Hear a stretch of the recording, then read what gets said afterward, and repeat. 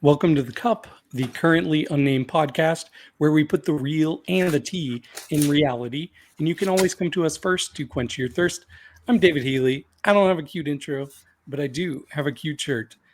Today, I decided to wear one of the queens that are still in the competition shirt. I'm wearing my anti-heroine shirt. Yes, I just got this like a month ago, and I've been waiting for the right opportunity. I'm like, if she gets eliminated, I'll wear it, but she hasn't, so I'm wearing it anyways. But I am just drinking some water right now. And I have a cup mug. And you can get a cup mug too at lonagcreations.etsy.com. I know we don't all have it, but maybe eventually. We do ship internationally, so there are no excuses. We need to get it on you for sugar, so at some point. I am Brandon, your professional fangirl of Monster Dragon video games. I am not drinking anything. I just finished coffee. I just threw it away, so but I would be drinking some water, but this is empty right now. But donning cute merch as well, because as always, my Dragula Titans fan. Every time we do Dragula, because we have to. So. But surprisingly, don't have any drag merch on me right now, but it's whatever. But today was an interesting episode, and we got to talk about it. Hello, y'all. My name is Sugar Free. I don't have a cute shirt, but I do have a cute intro. Has anyone ever said that ever? No. Then all of your guests are lazy, clearly. Very good. That's not a hard joke, guys. That wasn't a hard joke at all. I just flipped 2 words. What's up, y'all? Sugar Free, the diabetic fairy of LA. I was in the fairy world, ate too many sugar plums. They don't make insulin. I'm in the human world now. That's how it works, y'all. I'm excited to talk about Dragula. If there's one thing I am, it is a champion for radical queer art, and that is basically what Dragula is to a T. Very excited. I'm drinking diabetic slut juice diet Dr. Pepper. Ooh, okay. Nice. Love that. Well, I'm excited to talk about this episode too, and excited to have a person join us that has not talked about Dragula with us yet. You have talked about Dragula, not with us. Yeah. Before we get into it, I just want to remind everybody out there, I know I've told you every week, but you still haven't done it. Just subscribe to this channel already. What are you waiting for? What are you waiting for? I didn't subscribe to this channel, and then David flew to LA and gave me this scratch, so I subscribed. I did. I was like, you're going to look like Scar. But yes, subscribe to the channel, like this video, share this video with your friends, and leave comments because I love reading those. But with that said, I think it's time to dive in. But I do want to ask Sugar. So since you haven't joined us for the previous 8 episodes, can you give us some short general thoughts of the season so far? I got strong opinions about season 666. That's for sure. So me and Beth Dixon on Rub as a Podcast, we started the season with a recap, comparing it to the last 5 and asking the question, is this going to be the best season ever? We are at episode 9 now. I don't think it's going to be. I don't think so. I think it's a lot of strong things in the season, though. Outside of Dragula the musical, I will say challenge prompts, easily the best of any season. Challenge prompts outside of Dragula the musical are absolutely insane. Got to give them all the credit for that. And I think this cast has so many strong signature viewpoints of drag, which makes it compelling to watch every single individual player. I will say, I think that the pacing's been off. The alliance talk was weird. We completely dropped the Aurora leaking information plotline out of nowhere because Majesty dropped out of nowhere. And I do think that Majesty was the wild card player this season. And when the wild card player leaves so early, it makes everything else, the formulatic aspects of shows, feel more formulatic. So I'm excited to see this top 4 into top 3 really take it home and give us like these 3 can easily give us the best finale we've ever had. I feel that from these 3. Yeah, that's where I'm at.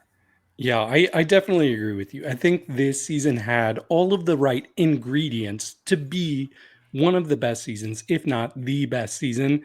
It's just a lot of the overproducing from the contestants and weird editing choices has really dragged it down quite a bit.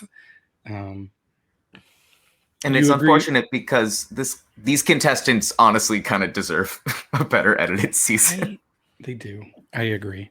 But I mean, it's partially on them. Just the way that they've, like, so many of them have come in here with such a specific idea of what they're going to do to make a TV character when it's not that necessary. Like, things will happen organically. You do not have to force it like you all are doing, especially Pie and Auntie and Majesty to a degree. And I think Asia has kind of, it's been rubbed off on her. I think I was going to say exactly that. I think, honestly, I've been heads and toes over Asia all season.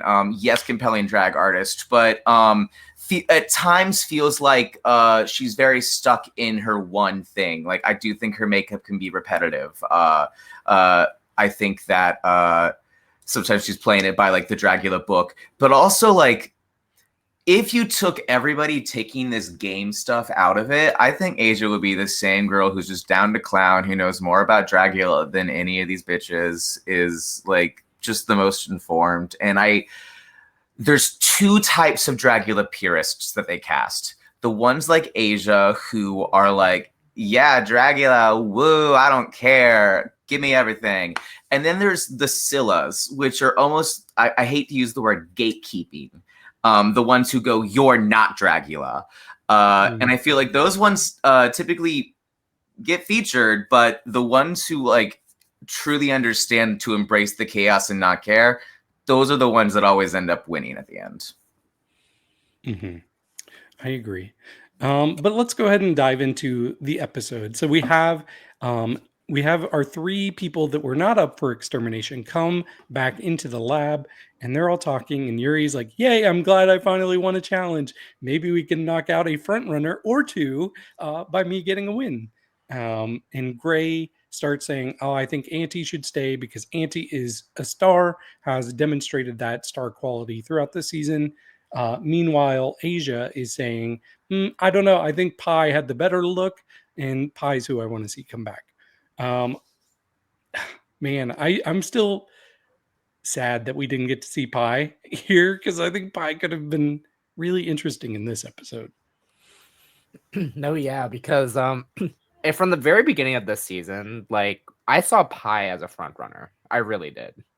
And as time went on, I was just like, oh, damn. I don't know if this is going to go anywhere. And because, like, my initial top 3 didn't even have Pie in it. But then as the season went on, I kind of saw that happening. And I guess this was kind of the point where it was, unfortunately, Pie's time to go. And it was sad because, like, I really wanted to see her go far. Agreed. But eventually Auntie comes in, to nobody's surprise, I guess. But she says that this extermination was hard. If you wanted to come for her for lip syncing, this one was very tough. She went on to describe it. So she feels like she can now wear the badge of honor. I survived a tough extermination. But Auntie also like gets a compliment from Yuri, which was pretty interesting. I don't remember exactly what Yuri said, but Yuri is like, "Oh, you've been such a supportive, like, kind person throughout this season." And at first, I'm like, "Is Yuri being sarcastic?" Because I have seen that to a degree from Auntie, but I think they've really highlighted some of the cattiness from Auntie. So as I wear her shirt. They have, though. They've shown the antagonistic side. Mhm. And so for Yuri to come out and make probably the most earnest statement of the season is wild. Mhm. And I think that's all you have to do with Auntie is like compliment her, because she's like, wow, I've never known Yuri likes me. Wow, I need to connect with her now. Wow, we're best friends now because Yuri likes me, apparently. And It's funny, but it's also true. Like, if you just say nice things to people, honestly, the correct response is, "Oh wow, that's lovely." I like you because you like me. That's healthy. Yep, it works in Big Brother for sure. Well, yes. Mhm. What's funny though is the fact that like Auntie was checking everyone in the beginning of the season. Now like everyone's clocking her.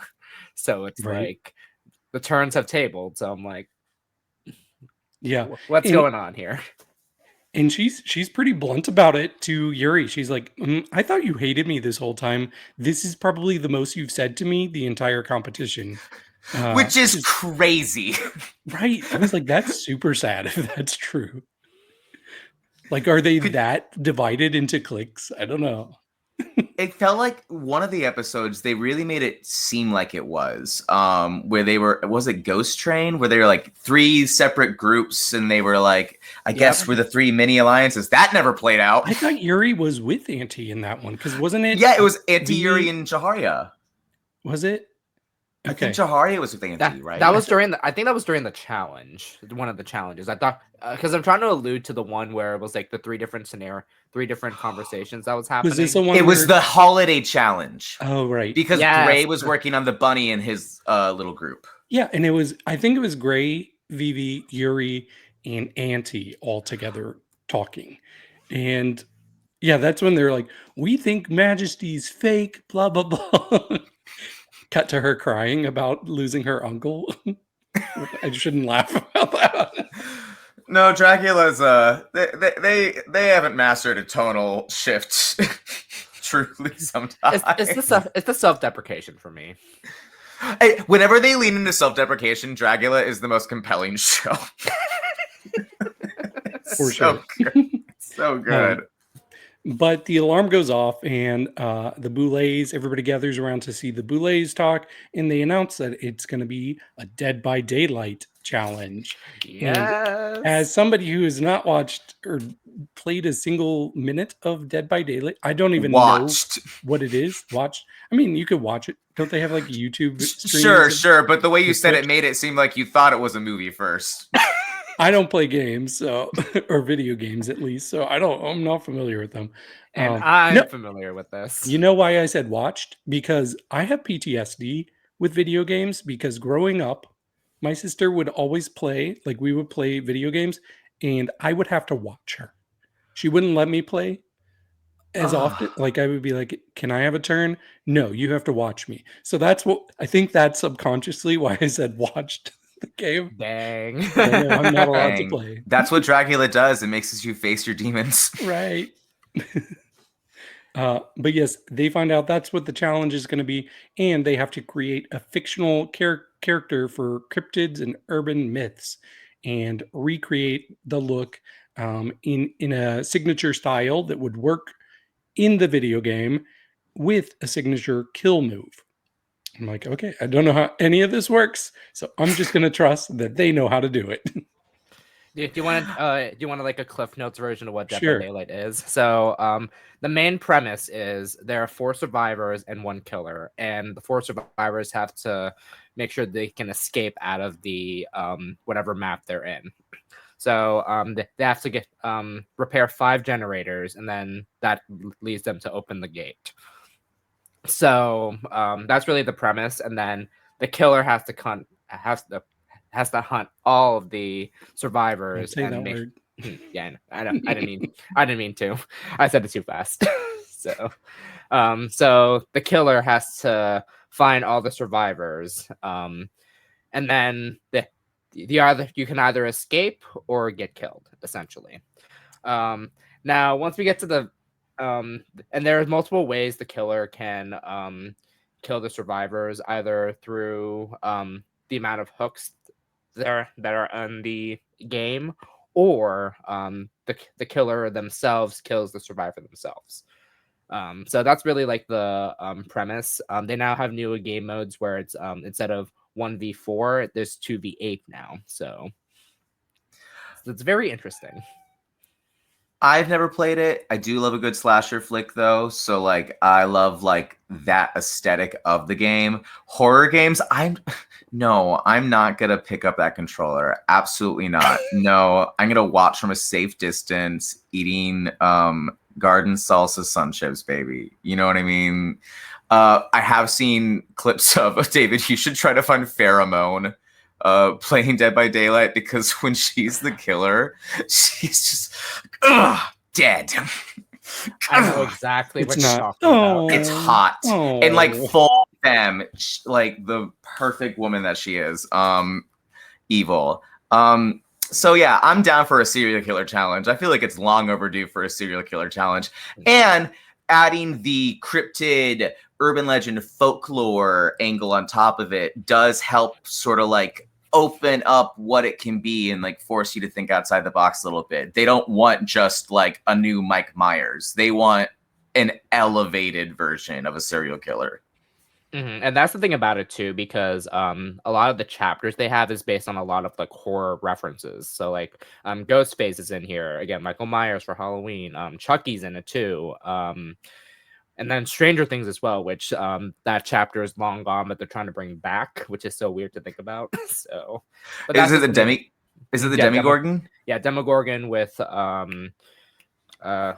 Nancy and shoot, I'm blanking on the other person's name, but no. I main that person too, so it's like whoop, which is funny to think about. Well, anyways, we do find out that we have a fright feat.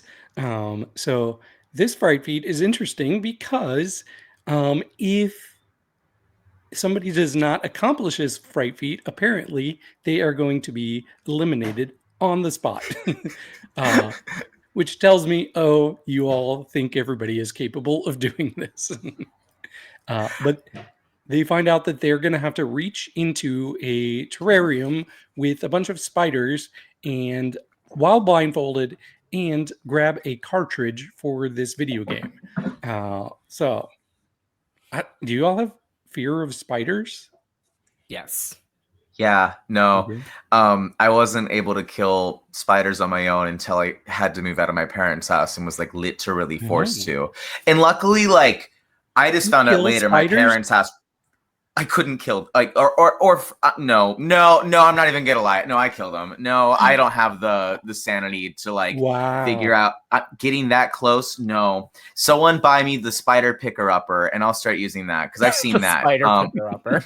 You've seen that? It's a thing. It's not what it's I'm called. Aware. Yeah, but that's not the bounty quicker picker upper, but the spider quicker picker upper. Absolutely. I will use anything long and strong to poke a spider from afar. I'm not getting close. No. So this is like the moment when I know that like little moments on Dragula where I go, yeah, this show is not for me. I'm absolutely never going to be a Dragula contestant. I don't have the spirit of Dragula in me. Yeah, I don't think I've actually like held a tarantula, but I've had friends who have them as pets, and I'm cool with them, watching them and viewing them. If I had to touch them, sure, I would. But it hasn't come to that yet. So now the way that the Boulets threatened them, saying that you'll be exterminated on the spot, I was just like, so that doesn't sound like a threat, because like probably everyone is going to just do this challenge right away, and they all did. So like I'm obsessed. Honestly, if I did this though, I would have just blindfold me, just get this over with and just do this. Knowing that I'm gonna get a lot of money if I do this does probably help the adrenaline kick in. I just think it's so hot when the Boulets make an ultimatum like this. Whenever they do it, I'm just like, what if someone doesn't do it? Mhm. It's gonna have to happen at some point. I know. I kind of want it to happen at some point. The way I'm gonna feel awful for them, but the way that almost happened in some instances during Titans last season, but at the same time, like that never really showed. So, Mhm. so But before they get into it, Auntie starts playing mind games with everybody. Starts pulling hateful. all of these random tarantula facts out of her ass, and I'm like, are any of these even remotely true? Like surely they're based on something. She was talking about like a blue something tarantula, and so I googled it, and it's a thing. So I'm like, okay, maybe you do know some details about tarantulas. Oh my god, some of that stuff sounded like Pokemon moves. I was like, no. They shoot Abs- fiberglass hairs at you. Pin missile? No, absolutely not. pin missile, spider web, electro web or something maybe. Just bite. Just bite. Right. Just bite or I twin don't- needle. I don't think I would be too worried because I don't think that the show would put me in a position to be harmed by an animal No, if it's that dangerous. Exactly. That's the main thing that, like, literally, I said it to my friend. I was like, there has to be a handler on set. Like, what is happening here? Like, even Mhm. the shark thing from earlier in the season, I looked it up. You could pay $130 to do exactly what they did. Mhm. It's like your punishment is a tourist attraction. Mhm. Ooh. Right. But they all do the challenge. They're pretty dramatic with it. I wonder if they were told, like, milk it, because some of them I'm like, the cartridge is right there. Like, why are you Literally. going right past it? But I mean, if you're blindfolded, I get it.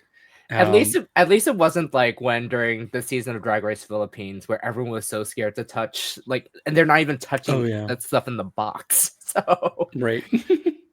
But our Fright Feet winner is everyone. yes. No one self-eliminated. Correct. So I don't think any of us were surprised, but then we start seeing everybody kind of break off and start working on some of their looks. I thought this was interesting because we saw 3 of the 4 people start to explain their looks, and I'm like, why is Gray not getting to explain their look? I'm like, you have only 4 people. There's no reason to just show 3 of them. Yeah, but Yuri said an earnest thing to Auntie, so we have to spend 5 minutes developing their friendship. That's not going to carry into the next episode. Very true. So what we do here is that Asia is going to be a winter Wendigo, and she says she's a huge fan of Dead by Daylight, and she's determined to win. And it was right about then that I'm like, I bet Asia's winning. Mhm. Yep. Especially, I love the idea of the sorry. I love the idea of the concept because it's that one video game, right? Almost Dawn. Until like- dawn. Until dawn. Until Dawn. Yeah. No, I feel like I love that she took like a different video game as the inspiration for the video game challenge. Like Mhm. she thinks well. Yep. But the previously on this episode, it really emphasized like Asia having a conversation about, oh, you haven't had a win in a while. So I was like, oh, I think they're setting it up that she's probably going to get a win again. But then we see that our auntie is going to be a piazza bird, which is an indigenous folklore in Illinois or Illinois, depending on who you are. And she's emphasizing that she's adding claws to the heels. So we'll see how that turns out. And then we get a mud mermaid for Yuri. The mud mermaid is from Illinois, and it's half human, half reptilian.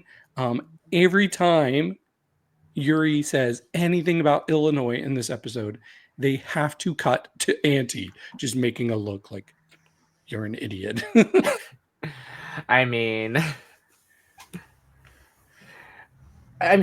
like the fact that Yuri did research beforehand, which props to Yuri, because obviously, like the Illinois native from that, trying to like give the education to Yuri, so it made sense.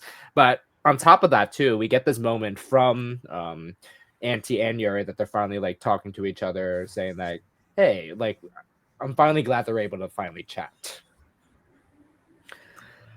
I just applaud Yuri for opening up that Wikipedia page and getting the information she needed. Yeah. Yeah.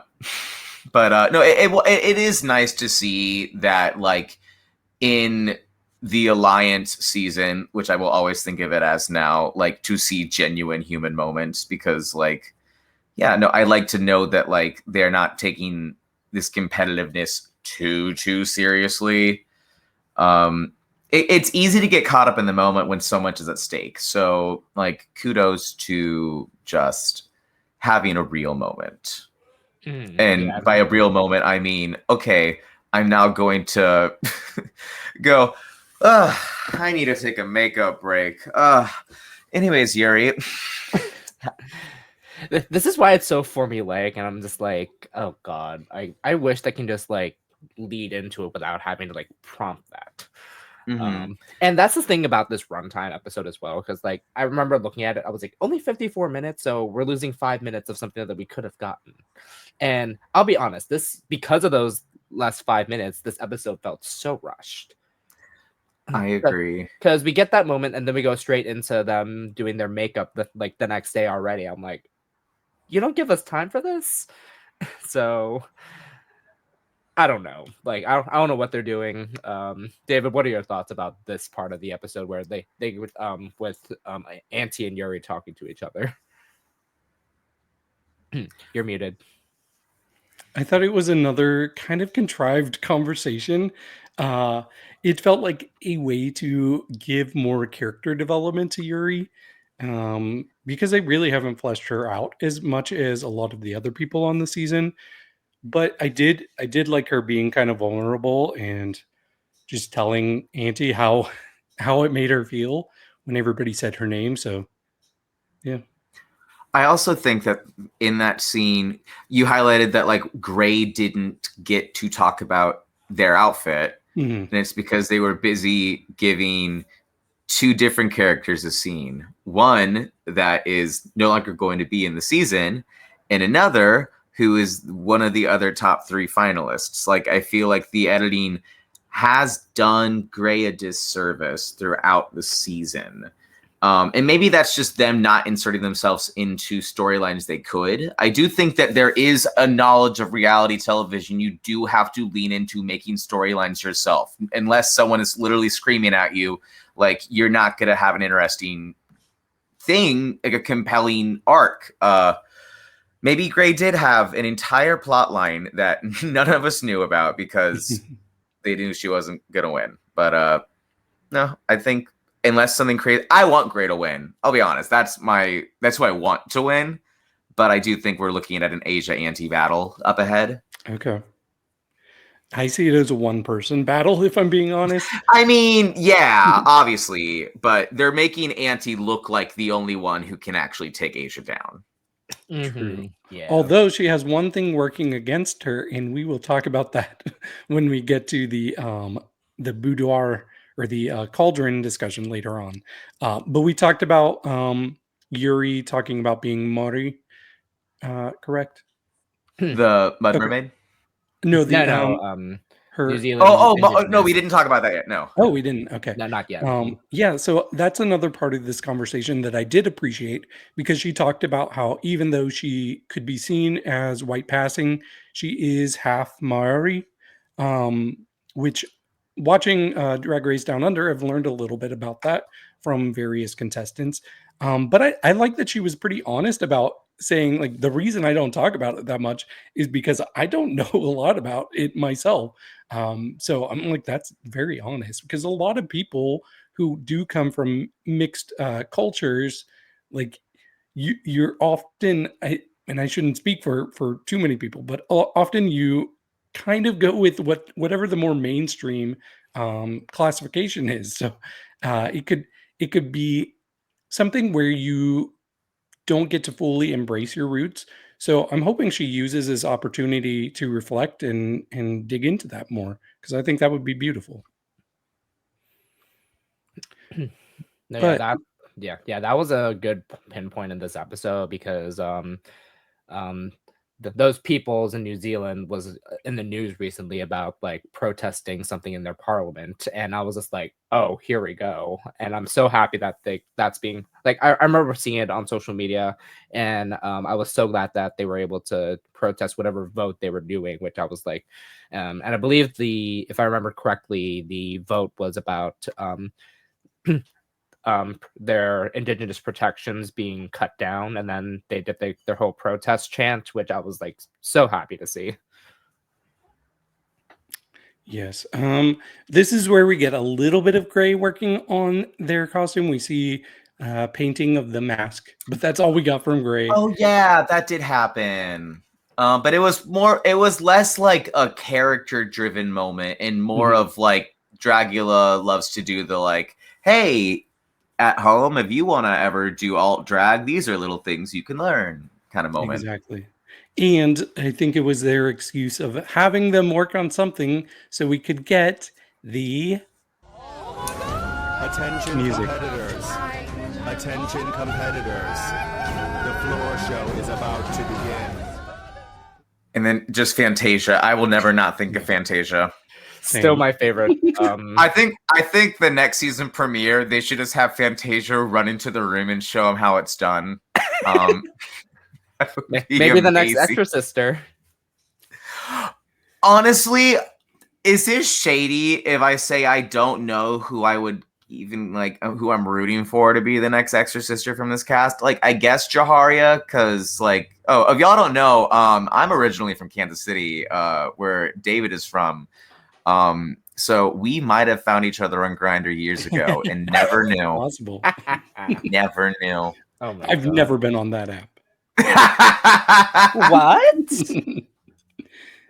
But we do have our guest judges. So Neohoru X is back, and I always love seeing her. She looks great. And then the other person is Matthew Cote, and they are. He does something for Dead by the Daylight. CEO for the developer of Dead by Daylight of Behavior. So Wait, he's not the creator? one of the creators, yes. Okay. Yeah. And he helps with everything with Dead by Daylight, and also helps with Behavior, who is the developer of the game Dead by Daylight. So I'm glad that they were able to have someone from Dead by Daylight to be part of this, because it gives them the idea of what Dead by Daylight is, to see what the monsters will bring. Right. And it makes sense if they're giving the Boulets like free control to add somebody as a character, it makes sense that they have some input, right? Mm-hmm. The Boulets look great. I like that they're leaning into more masks and prosthetics this season. So keep branching out, Boulets. Mm-hmm. We are going to talk about the looks on Look Over Here. Individually, we'll go into our detailed thoughts and give scores for them, but I do like to just show them so we can see them and they'll be fresh in our mind. But here they are. So the floor show theme is Dead by Daylight. And we have Anti-Heroine. We have... Yes, wait, as what? I was going to say as the beast from Over the Garden Wall. Oh. Fair. Okay. And then we have Anti-Heroine. I mean, Asia Consent. Other words. I'm on repeat right now. And then we have Yuri and Gray Matter. Okay. And we'll get into those looks more, so keep your eyes peeled for our Look Over Here episode that should be dropping a little bit later after this one drops. But I will say this though, because like when they were going through the floor show and giving the stats, Dead by Daylight doesn't technically have those stats, just to let you know. So again, not to get technical, but I do appreciate their like addition to it, because it gives them that nice touch, because again, the Boulets are video game nerds, like give that like insight for that, which I And they're specifically 80s video game nerds. Like that's like truly where I can tell like where they're they grew up in. So like they were growing up like with like Final Fantasy when that was like a thing. So yeah. it's gonna be that every time. And I love Final Fantasy, so So when you're selecting these characters, do they do that little like thing that all of the they competitors don't are doing? move. So No, they're just doing the generic video game thing. Mhm. yeah, Okay. they're all they're doing is just standing there, and then before you get ready to get into the game, like it's just you're prepared to be that killer, or you're going to be prepared that you're going to be that survivor, essentially. Okay. Well, we do see the Boulets talk amongst themselves about the competitors. They first tell us that they are putting the Last Supper on hold until the fans can be less mean. So they're blaming us. And rightfully so, because Honestly, yeah. Yeah, it does make sense. At first I was like, "What? What do you mean?" Because on their podcast last week, they were like, "Oh, we're not doing the Last Supper because the last one we did, nobody would say anything." And I'm like, "Why are you switching it up? You were blaming last season, and now you're blaming us." But they connected the two pieces, and they said nobody was saying anything last season because they were afraid to get hate from the fans. And yeah, fans can be a little bit wild, and that just makes it no fun for anybody. It's unfortunate because some of Dragula's best moments were from some of the early reunions. I mean, Coco Kane became a star Right. after their reunion. Monique Shame rambling like a crazy person and Drac pulling out a drill gun. I miss the drill gun. Oh my Where's the drill gun? They I used to forgot be about no, that. it's not the Dragula that used to be more unhinged. It's just like it truly was way more out of pocket back in those first couple of seasons. Well, mind you, they were more independent back when. They're still independent now, obviously, but like they were able to get away with all the stuff like that, but now they can't do that anymore. So True. But first they talk about anti-heroin. Drac thinks Anti looks too clean, and Swan thinks that the look was hugely imaginative. Then Swan starts talking about Yuri, thought the performance that Yuri delivered was great, but Drac doesn't know if you can reward Yuri for rising at the end of the competition while the rest of the competitors have been consistent. Swan says no one has grown more than her. Fair. Next, Drac thinks Gray had a great look, but it was just a little bit too small. Swan keeps trying to say juxtaposition. And Yep. this was one of my favorite parts of their little the juxtaposition. The juxtaposition. And then eventually she just gave up. Again, words are hard. Yeah, I'm really curious what she was trying to say. Like I said, self-deprecation is where Dragula truly lives because it's so like grotesque all the time, and so just get someone not saying word right equal good time. Exactly. But Swan does like that Gray has kept that signature look with the gray matter thing on the skull. And then next they talk about Asia. Swan thought Asia was really sexy and successful. Drac feels like it was a character that belongs in Dead by Daylight. And Drac says the level of filth she brings has been great. So and it was about this time where I'm like, yeah, if I had any doubt, I definitely think Asia's getting this win. But they bring all the competitors out and they talk to them a little bit. I didn't really have too many highlights from their conversations with the competitors other than Gray making a lot of goat noises. God, Oh my god.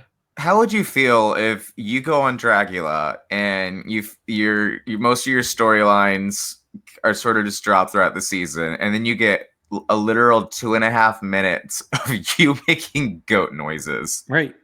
And the worst part is, you know for a fact that Gray was prompted to make that noise. But they didn't show it. 100%. They made it just seem like Gray just randomly decided to go, "Bah." The look in Gray's eyes after every time was just, Yeah. I'm doing it. I'm doing it. I'm doing it for you. This will get me into the top 3. I will say though, every time he did it in the confessional, I was like, "Oh, that's so adorable! What a cutie!" Yep. Trade of the season. For sure. And then they have more Illinois drama. My God. I don't know if you heard this, but I said it was really brave for Yuri to open up that Wikipedia page and read and open up summary. And there's several other tabs, and she closes summary and closes the Wikipedia page. Again, it wasn't a bad idea, but obviously, like the dig that Auntie did was like, I think Scylla has done it, and I was just like, oh my God, right? Like Scylla's still catching strays even after Scylla got eliminated like very early. I also thought it was funny. Yuri's like, oh yeah, it's this creature from Illinois, and then Drac says, oh, have you ever been to Illinois? And I'm like, Drac, you know it's pronounced Illinois. Why are you doing this? No, yes, indulge her. Again, Yuri's not from the States, so I give her that pass. So fair. But we do get some results. We find out that our winner this week, to nobody's surprised, is Asia Consent. Yes. As the story dictated. I personally would have given it to...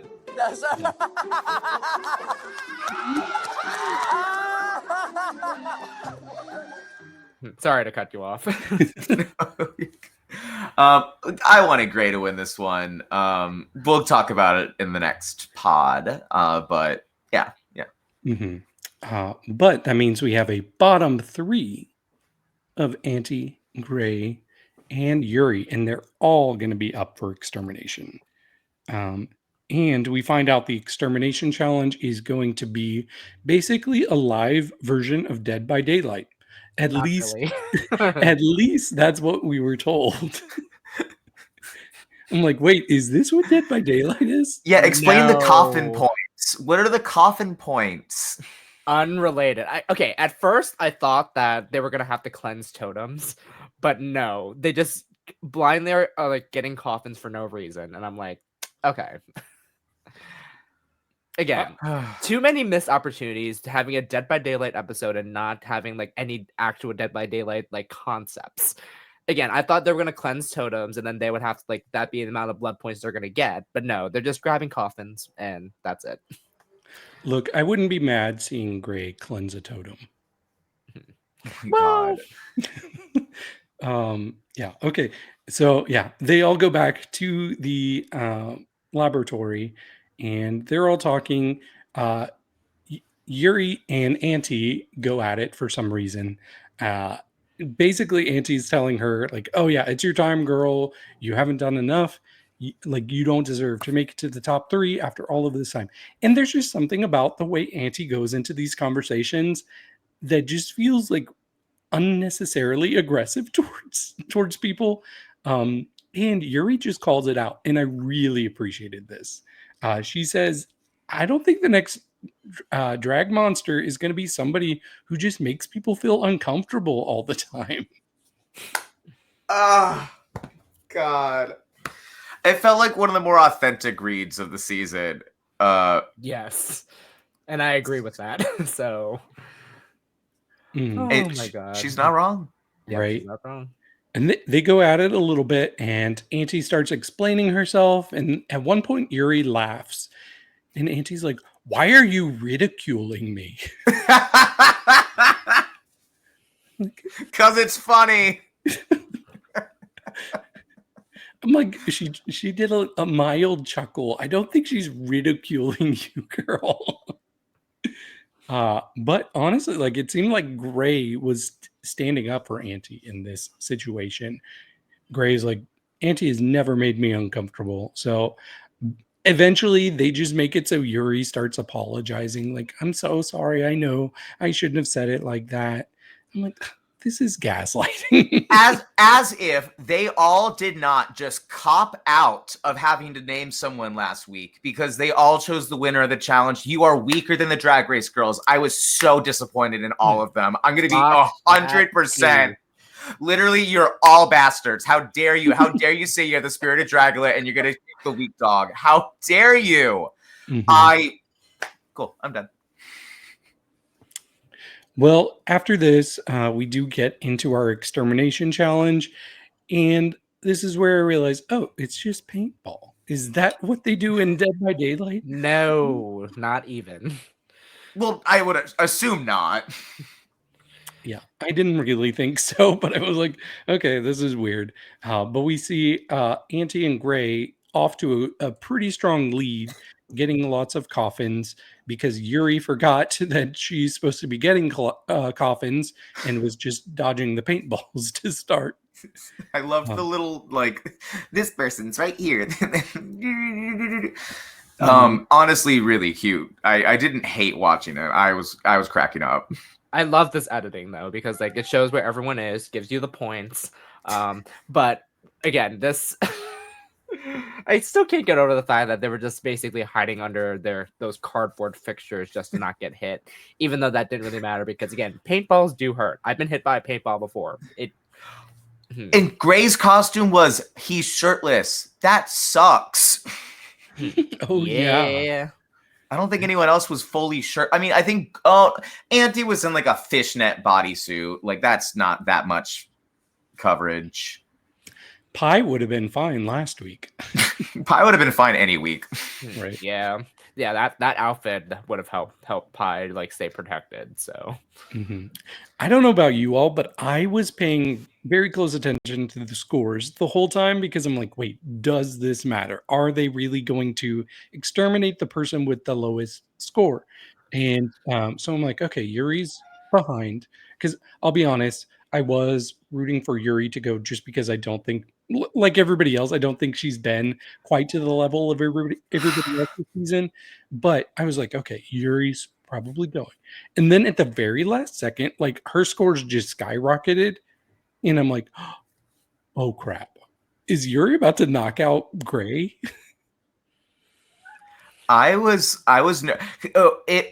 Before Auntie got all the points, I was like, Yuri should go. But if Yuri takes Auntie out, I'm okay with that. That sounds fun. And then Auntie got a bunch of points, and then Yuri got a bunch of points. And I was like, I'm having less fun than I was 20 seconds ago.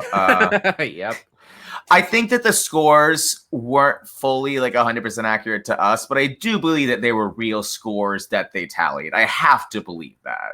Because that feels unfair to be like, all right, that didn't actually matter. What if Yuri was clearly in first place? I would be like, okay, where in the contract does it say you can do this? I'm sure there is a producers can change the rules whenever they want clause, but doesn't mean they should every time. Yeah. I'm wondering how many cameras were in that like entire scene, because I would have been curious on how they like calculated all that, because apparently it was like 50 points per coffin, and then if you get hit, it's -10.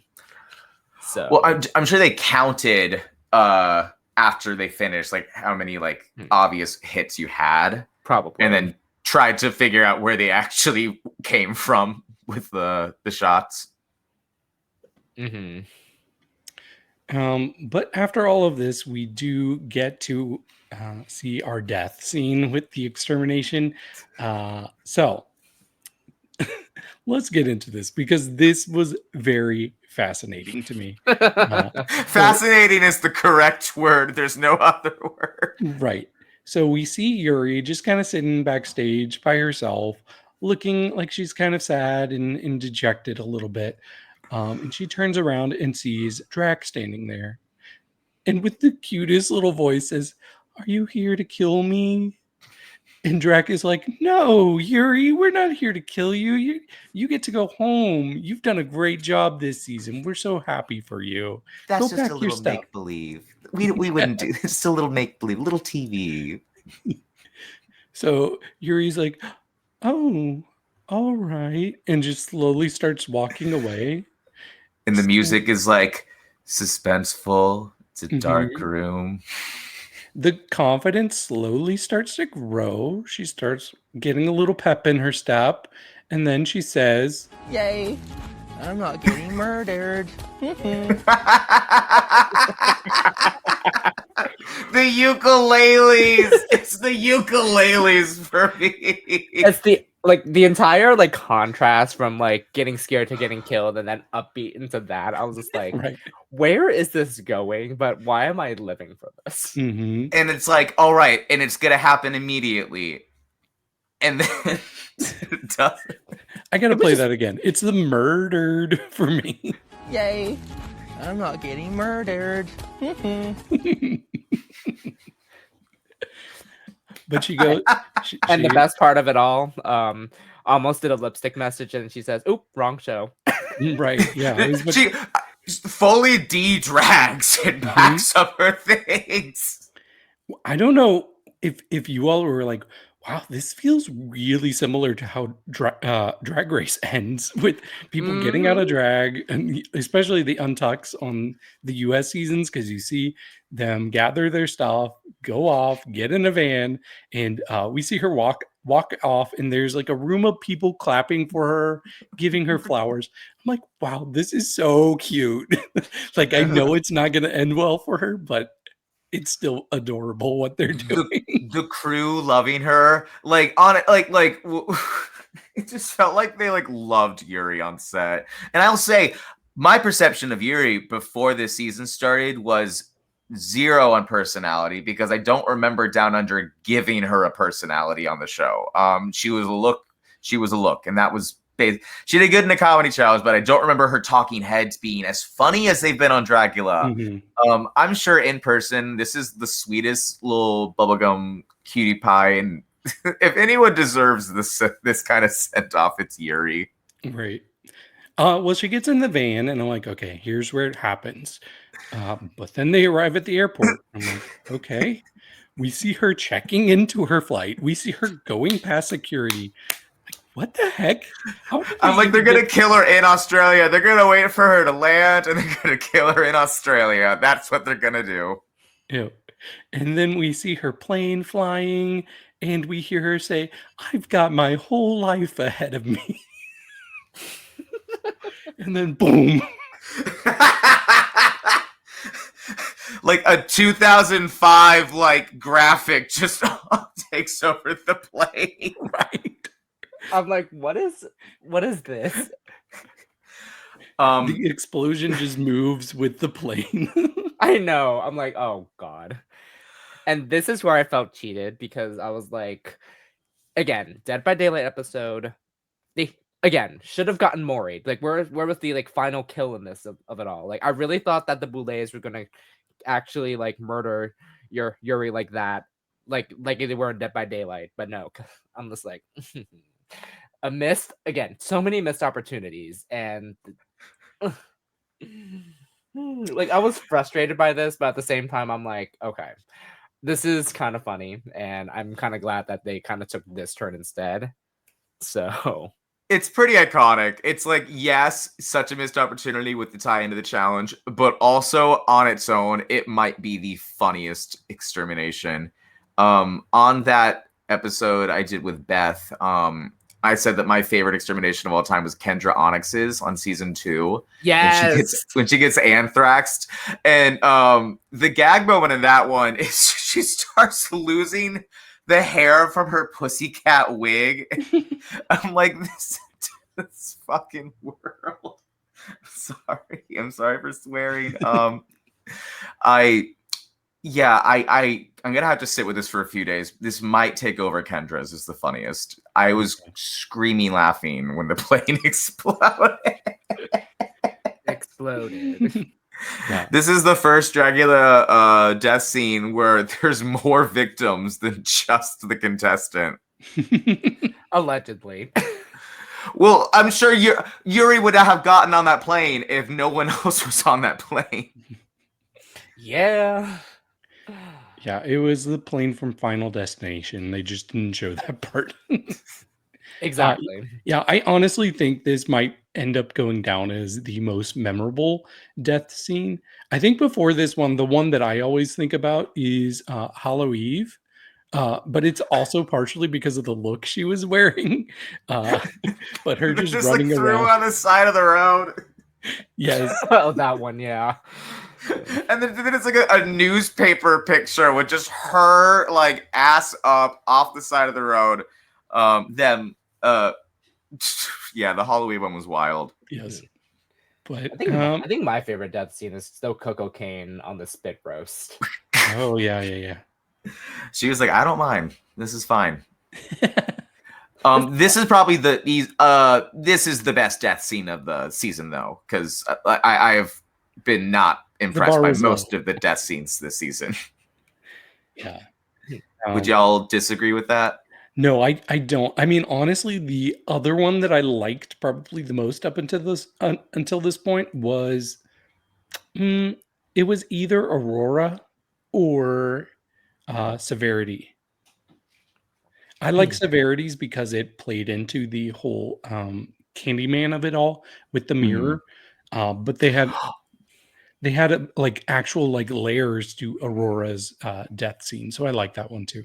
No, Aurora got a nice, good chase scene. It felt like there were stakes involved. Like, but there's some of them like Scylla's was just so short. It felt like it could have been another like little short film, like Yuri's was. Maybe went a different direction. But yeah. I mean, it is kind of full circle the fact that one of Yuri's exterminations was skydiving. So,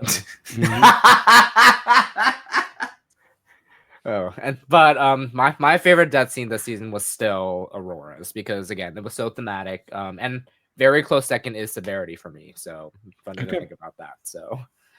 And Jaharius was good too. It wasn't like the best, but Jahari is such a good like actor that like I feel like they really carried their half of it, and I don't remember being disappointed watching it. Yeah, I agree. But we do have a draft update. I think we already knew that the draft was over, but it's solidified even further. In fifth place is Brandon. Fourth place is me. Third place is Eduardo. And I'm reading the wrong one. So none of that is accurate. Sixth place is Brandon. Fifth place is Brooke. Fourth place is Eve. Third place is David. Second place is Jack. And ahead by 14 and a half points is Logan in first place. That's a big gap. Well, yes. Yeah. Well, with that, I think we are done. So while you're here, please remember to subscribe to this channel, like this video, share this video, leave comments for us. If you agreed with who went home, please let us know. If you disagreed, if you thought somebody else should have won the challenge, please let us know. Also, please use the description below where you can find any podcast links if you'd rather listen to us instead of watching us. I don't know why you would want to do that though. We're pretty, right? We've also had our social media scrolling below, so feel free to follow us. And you can also use the link below, lanagcreations.etsy.com, to get merch. And there's a lot of new merch on there, so it's worth checking out. But with that said, we are going to get out of here. So cheers. Cheers. Cheers.